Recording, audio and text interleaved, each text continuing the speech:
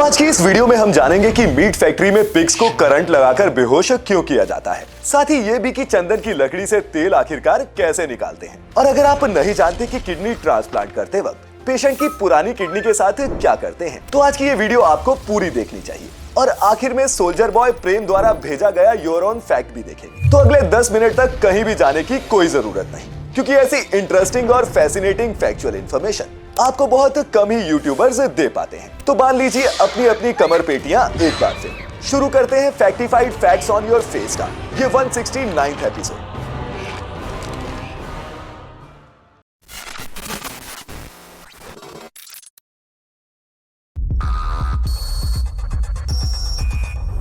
फैक्टिफाइड facts on your face. Fact number 1, ये है Komodo dragon, यानी कि बड़े आकार की एक छिपकली, जो इस पृथ्वी पर मौजूद वो सबसे बड़ा जानवर है जो बिना पार्टनर की जरूरत के भी बच्चे पैदा कर सकते हैं। जी हाँ, इन रेप्टाइल्स में खास फैकल्टेटिव पार्थोजेनेसिस नाम का एक बिहेवियर देखा जाता है, जिसमें फीमेल्स कोमोडो बिना फर्टिलाइजेशन के भी रिप्रोड्यूस कर सकती हैं। और सबसे इंटरेस्टिंग बात ये है कि इस फिनोमिना से पैदा होने वाले ज्यादातर बच्चे मेल्स होते हैं। ऐसे में मान लो कि किसी सुनसान आइलैंड पर एक फीमेल कोमोडो ड्रैगन अकेली फंस जाती है, तो वो अपनी इस सुपर पावर का इस्तेमाल करके मेल बच्चे पैदा कर सकती है और फिर बाद में उनके साथ सेक्सुअल रिप्रोडक्शन करके अपनी पूरी पॉपुलेशन एस्टैब्लिश कर सकती है। तो हुआ ना सर्वाइवल का ये अल्टीमेट बैकअप प्लान। अब नॉर्मली किसी भी जीव के बच्चे को आधे जीन्स माँ से और आधे अपने बाप से मिलते हैं, लेकिन पार्थेनोजेनेसिस में स्पर्म्स की जरूरत नहीं पड़ती। फीमेल के एग के जो हाफ जीन्स होते हैं वही इंटरनली डुप्लीकेट हो जाते हैं और एक फुल जेनेटिक सेट बना लेते हैं। मतलब कि बच्चे के सारे जीन्स माँ से ही आते हैं, लेकिन इसके बावजूद ये बच्चा माँ का एग्जैक्ट क्लोन नहीं होता, क्योंकि जीन्स डुप्लीकेट होते वक्त थोड़ा रीशफल हो जाते हैं। सच में नेचर कभी कभी साईफाई मूवी से भी ज्यादा माइंड ब्लोइंग होता है। फैक्ट नंबर 2, दोस्तों क्या आप जानते हैं कि बटरफ्लाइज यानी कि तितलियां सिर्फ फूलों का रस ही नहीं पीती, बल्कि जरूरत पड़ने पर वो आंसू और खून तक भी पी जाती हैं। जी हाँ, उनके इस वियर्ड बिहेवियर को पडलिंग कहते हैं, जो बटरफ्लाइज और इसी तरह के बाकी मॉथ्स तब प्रैक्टिस करते हैं जब उन्हें कुदरत में फ्रेश नेक्टर नहीं मिल पाता। ऐसे में वो सर्वाइवल मोड में आ जाती हैं और ऐसे किसी भी लिक्विड पर दावा बोल देती हैं जिससे उन्हें कुछ मिनरल्स मिल सके, फिर चाहे वो गीली मिट्टी वाला कीचड़ हो, मरे हुए जानवर का खून हो या फिर इंसान का पसीना ही क्यों ना हो। अमेज़न रेन फॉरेस्ट में रिसर्चर्स ने मौत को सोए हुए परिंदों के आंसू तक पीते हुए रिकॉर्ड किया है। अब ये ऐसा इसलिए करते हैं क्योंकि इन सभी फ्लूइड्स में सोडियम नाइट्रोजन जैसे तत्व पाए जाते हैं, जो बटरफ्लाइज को अपनी नेक्टर की खुराक से नहीं मिल पाता। अब खून हो, पसीना हो या फिर आंसू, हमारे लिए ये सब अलग अलग चीजें हो सकती हैं, लेकिन इन बटरफ्लाइज के लिए ये महज न्यूट्रिशन पूरा करने का एक जरिया भर है। इसलिए उनकी ये आदत कोई डार्क सीक्रेट नहीं, बल्कि एक सिंपल सर्वाइवल स्ट्रेटेजी है। फैक्ट नंबर 3, तो मीट फैक्ट्रीज में पिग्स को स्लॉटर करने से पहले कुछ सेकंड्स का एक कंट्रोल्ड इलेक्ट्रिक शॉक दिया जाता है, जिससे वो बेहोश हो जाती है। अब मीट फैक्ट्रीज का कहना है कि इस प्रैक्टिस की इंटेंशन है इन पिग्स को पेन फ्री स्लॉटर देना, और ये कि इससे कटते वक्त ये जानवर दर्द को महसूस नहीं कर पाते। लेकिन सच क्या है, आइए जानते हैं। तो होता क्या है कि इलेक्ट्रिक स्टनिंग में एक कंट्रोल्ड इलेक्ट्रिक करंट पिग के दिमाग से गुजरता है, जिससे उसका ब्रेन फंक्शन तुरंत बंद हो जाता है और पिग अनकॉन्शियस हो जाता है। अब इस कंडीशन में उसकी बॉडी भले ही रिएक्ट न करे, लेकिन जानवर फियर, स्ट्रेस और ट्रॉमा जैसे सभी एक्सपीरियंसेस अनुभव करता है। एक्सपर्ट्स और एनिमल वेलफेयर ग्रुप्स का मानना है कि स्टनिंग का ये सिस्टम लार्जली एग्जिस्ट करता है बस हम इंसानों को थोड़ा कंफर्टेबल करने के लिए, ताकि बूचरिंग का ये प्रोसेस हमारे लिए आसान हो सके। जबकि कटने वाले जीव के आखिरी पल वैसी ही दहशत और दर्द से भरे होते हैं जैसे वो बिना स्टनिंग के होते हैं। और बात सिर्फ पिग्स तक भी सीमित नहीं, बीफ फैक्ट्रीज में भी इस तरह की बुचरिंग से पहले गाय भैंसों को स्टन किया जाता है, और पोल्ट्री में भी प्रोडक्शन एफिशिएंसी के लिए चूजों की डीबीकिंग की जाती है। यानी कि कहने का सीधा सा मतलब ये है कि इंडस्ट्रियल फूड सिस्टम में एनिमल वेलफेयर एक कॉम्प्लेक्स और अनकंफर्टेबल रियलिटी है। ऐसे में क्या जानवरों को मारने का कोई इंसानी तरीका मुमकिन भी है? नीचे कमेंट्स में लिखकर जरूर सजेस्ट करें।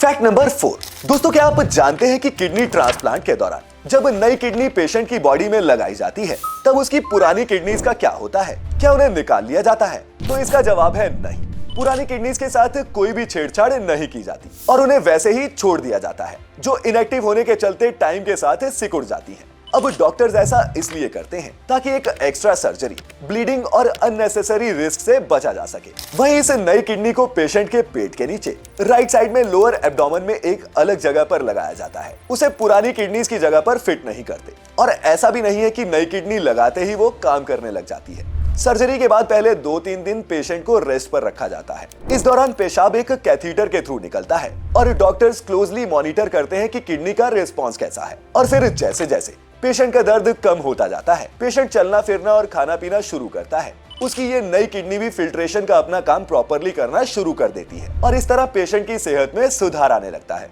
तो कुछ समझे? Fact number 5। दोस्तों, जहां ज्यादातर तरह के तेल पौधे के बीज से निकाले जाते हैं, वहां क्या आप जानते हैं कि चंदन का तेल यानी कि सैंडलवुड ऑयल को चंदन की लकड़ी से निकाला जाता है? वो कैसे, आइए समझते हैं। तो दोस्तों, चंदन का तेल निकालना कोई खालाजी का बाड़ा नहीं है। ये प्रोसेस बेहद धीमा और लंबा है क्योंकि चंदन की असली खुशबू कम से कम 15-20 साल पुराने मैच्योर पेड़ के अंदर ही डेवलप हो पाती है। पेड़ काटने के बाद उसका बाहरी सफेद हिस्सा, जिसे सैपवुड कहते हैं, वो हटा दिया जाता है क्योंकि उसमें तेल न के बराबर होता है। हमें असली मतलब होता है इसके अंदर के डार्क ऑयल और फ्रेग्रेंस से भरे हार्डवुड से, जिसे छोटे छोटे टुकड़ों या फिर बुरादे में बदल दिया जाता है। इस बुरादे को एक बड़े से स्टील टैंक में डालकर स्टीम के साथ मिक्स किया जाता है, जिससे लकड़ी में मौजूद एरोमेटिक कंपाउंड्स भाप बनकर उड़ जाते हैं। ये वेपर्स कंडेंसर से गुजारकर ठंडे किए जाते हैं और फिर लिक्विड में बदल जाते हैं, जिसमें पानी और तेल दोनों होता है। इसके बाद पानी के ऊपर तेल की एक परत बन जाती है और यही तैरता हुआ गाढ़ा खुशबूदार हिस्सा ही चंदन का असली तेल होता है। अब दोस्तों, इस पूरे प्रोसेस में कभी कभी 72 घंटे भी लग जाते हैं क्योंकि सैंडलवुड ऑयल हैवी और डेंस होने के चलते बहुत धीरे धीरे निकलता है। और सोचकर देखिए कि 100 किलो चंदन की लकड़ी से सिर्फ 3 से 6 किलो तेल ही निकल पाता है। इतनी कम यील्ड और इतनी लंबी मेहनत। तो अब समझे कि चंदन का तेल इतना महंगा क्यों होता है। Fact number 6। ये है मोटोरोला ड्यूनेटैक, दुनिया का पहला मोबाइल। और इस तरह के शुरुआती फोन्स में आपने भी देखा होगा कि एक एंटीना बाहर की तरफ निकला हुआ होता था, जो जाहिर है सिग्नल कैच करने के लिए था। लेकिन जैसे जैसे टेक्नोलॉजी आगे बढ़ी, फोन स्लिम होते गए और ये एंटीना भी फोन से गायब होने लगे। लेकिन जानते हैं ये मुमकिन कैसे हुआ? तो आपको जानकर हैरानी होगी कि आजकल के मॉडर्न स्मार्टफोन्स में एक नहीं ऐसे 20-30 छोटे एंटीनास होते हैं, बस वो हमें दिखते नहीं। तो ये मैजिक ट्रिक जिसमें एंटीनास के नंबर को मल्टीप्लाई और छिपाया दोनों गया है, ये यूं ही नहीं हो गया, बल्कि इसमें 4 दशक तक चले कई बोल्ड एक्सपेरिमेंट्स और फिजिक्स लगी है। शॉर्ट में समझे तो पहले कम्युनिकेशन के लिए लॉन्ग वेवलेंथ्स का इस्तेमाल किया जाता था, जिसके लिए हवा में एक मेटल का पीस सिग्नल को पकड़ने का काम करता था। एंटीना को बॉडी से बाहर इसलिए भी रखा जाता था ताकि बैटरी और इलेक्ट्रॉनिक्स उसे डिस्टर्ब न करे, वरना सिग्नल डिट्यून हो जाता। फिर 1998 में नोकिया 8810 ने फोन एंटीनास की इस गेम को पूरी तरह से बदल कर रख दिया। उन्होंने अपने इन्वर्टेड एफ एंटीना डिजाइन के बूते इस एंटीना को फोल्ड करके मोबाइल की प्लास्टिक बॉडी के अंदर ही छिपा दिया। फिर अगले 25 सालों तक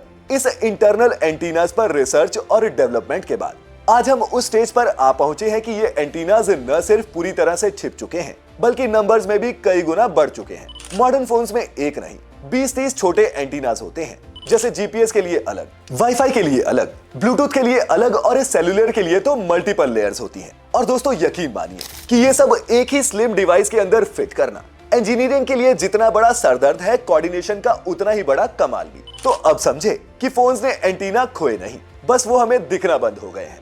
फैक्ट नंबर 7। दोस्तों, क्या आप जानते हैं कि ग्रीनलैंड के बेहद ठंडे बीहड़ों में रहने वाले इनुइट लोग एक टाइम पर एक ऐसा ट्रेडिशन प्रैक्टिस करते थे जो आज की मॉडर्न सोसाइटी को शॉक कर सकता है। और ये ट्रेडिशन था वाइफ शेयरिंग का, जो वुमेन एक्सप्लॉयटेशन पर नहीं बल्कि ट्रस्ट, सर्वाइवल और डीप बॉन्ड्स पर बेस्ड था। होता यह था कि ट्रेडिशनल इनुइट कम्युनिटीज, जिन्हें आप एस्किमोस भी कह सकते हैं, वो आइसोलेशन में बहुत ही खतरनाक मौसम और टेरेन का मुकाबला करते थे। और ऐसी जगहों में हॉस्पिटैलिटी का मतलब सर्वाइवल बन जाता है। ऐसे में ट्रैवलर्स और गेस्ट के साथ खाना, आग और कभी कभी पार्टनर को शेयर करना ट्रस्ट और अलायंस के साइन थे और इसे धोखे की तरह नहीं देखा जाता था। अब दोस्तों, आज के नजरिए से देखने पर यह कंट्रोवर्शियल लग सकता है, लेकिन उन बीहड़ों में जहां एक गलत डिसीजन भी आपकी मौत का कारण बन सकता है, ऐसे अलायंसेस ही जिंदगी बचाते थे। हालांकि ये प्रैक्टिस मैंडेटरी नहीं थी, लेकिन बेस्ड ऑन म्यूचुअल रिस्पेक्ट ये होस्ट के द्वारा ही गेस्ट को प्रपोज किया जाता था as a sign of honour. ये म्यूचुअल रिस्पेक्ट पर बेस्ड एक प्रपोजल होता था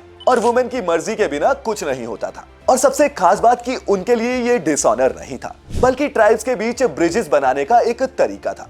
इसीलिए दोस्तों, हर डिफरेंट कल्चर को मॉडर्न मोरालिटी के स्केल पर नापना तो आसान है, लेकिन हर ट्रेडिशन के पीछे रिजिलियंस, सर्वाइवल और इंसानी कनेक्शन की कहानी होती है। तो वाइफ शेयरिंग के इस स्ट्रेंज ट्रेडिशन पर आपका क्या सोचना है, नीचे कमेंट्स में लिखकर जरूर बताएं। और कंटेंट देखकर कुछ नया सीखा हो तो फैक्टिफाइड को सब्सक्राइब भी कर लें। Fact number 8। दोस्तों, क्या आप जानते हैं कि आर्कियोलॉजिस्ट यानी कि पुरातत्वविद जब फील्ड में काम करते हैं तो कई बार उन्हें ये कंफ्यूजन हो जाती है कि जमीन से निकला कोई टुकड़ा पत्थर है या फिर हड्डी। ऐसे में वो इन्हें पहचानने के लिए एक बहुत ही पुराने लेकिन इफेक्टिव फील्ड टेस्ट को इस्तेमाल करते हैं। वो उसे हल्का सा जीभ से टच करके देखते हैं। अब अगर वो टुकड़ा जीभ से चिपक जाए तो चांसेस है कि वो एक बोन है, और अगर वो तुरंत फिसल कर नीचे गिर जाए तो वो आमतौर पर एक पत्थर होता है। अब इसके पीछे की साइंस ये है कि बोन्स का स्ट्रक्चर पोरस होता है। उनमें माइक्रोस्कोपिक पोर्स होते हैं जो मॉइस्चर एब्जॉर्ब करने का काम करते हैं। अब जब वो जीभ की नमी को सोखते हैं तो एक सक्शन जैसा इफेक्ट क्रिएट होता है और ये हड्डी का टुकड़ा आपकी जीभ से चिपक जाता है। वहीं पत्थर आमतौर पर इतने पोरस नहीं होते और इसीलिए वो जीभ से स्टिक नहीं करते। दोस्तों, ये आर्कियोलॉजिस्ट किसी डिटेक्टिव की तरह होते हैं जो लेटेस्ट टेक्नोलॉजी का इस्तेमाल तो करते ही हैं, लेकिन ये इतने माहिर होते हैं कि फसल के निशान देखकर ही हजारों साल पुरानी बस्तियां पहचान लेते हैं और मिट्टी का रंग, टेक्सचर या खुशबू देखकर ही उसके नीचे क्या दबा हो सकता है ये तक अंदाजा लगा सकते हैं। हजारों साल पुराने क्लूज देखकर इतिहास की गुत्थी सुलझाने वाले ये लोग प्रूव करते हैं कि हिस्ट्री कभी डेड नहीं होती, वो बस जमीन के नीचे दब जाती है।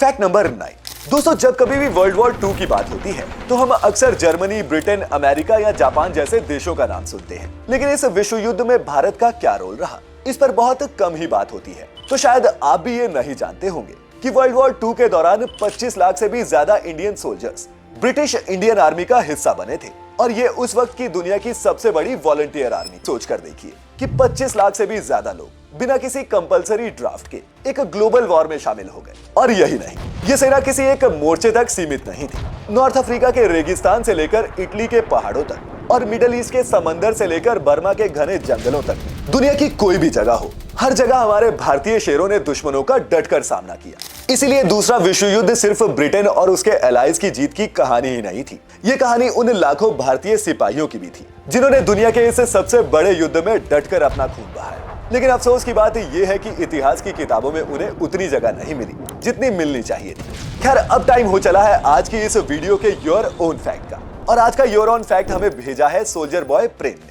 अब इनका शहर तो मुझे नहीं पता, पर ये पूछ रहे हैं कि सर्दियों में ब्लड क्लॉट्स ज्यादा क्यों बनते हैं। तो प्रेम जी, आपको बता दूं कि ठंडे मौसम में हमारे शरीर में मौजूद ब्लड वेसल्स सिकुड़ जाते हैं वैसोकॉन्स्ट्रिक्शन नाम के एक प्रोसेस के चलते। अब ये है तो एक सर्वाइवल मैकेनिज्म जिसमें बॉडी ये कोशिश करती है कि ज्यादा से ज्यादा बॉडी हीट अंदर के वाइटल ऑर्गन्स को मिलती रहे, लेकिन इसका साइड इफेक्ट भी है। सिकुड़ी हुई नसों की वजह से ब्लड हाथों, पैरों, कानों जैसे बॉडी के आखिरी हिस्सों तक कम पहुंच पाता है, और इसीलिए हमारे शरीर के ये हिस्से ही सबसे पहले ठंडे पड़ते हैं। इसके अलावा ठंड में हमारे खून की विस्कोसिटी यानी कि चिपचिपाहट भी बढ़ जाती है। ऊपर से ठंड में हम पानी भी कम पीते हैं तो खून गाढ़ा हो जाता है। अब ये गाढ़ा खून नसों में धीरे धीरे बहता है और इसीलिए क्लॉट बनने के चांसेस भी बढ़ जाते हैं। तो दोस्तों, प्रेम की ही तरह अगर आपके पास भी कोई ऐसा इंटरेस्टिंग फैक्ट है जिसे हम इस वीडियो के अगले एपिसोड में जगह दे सकते हैं तो नीचे कमेंट्स में अपने नाम और शहर के साथ जरूर शेयर करें। खैर, इसी के साथ अब वक्त हो चला है आप सभी से विदा लेने का, लेकिन जाते जाते एक बात कहना चाहता था कि फैक्टिफाइड की ये वीडियोस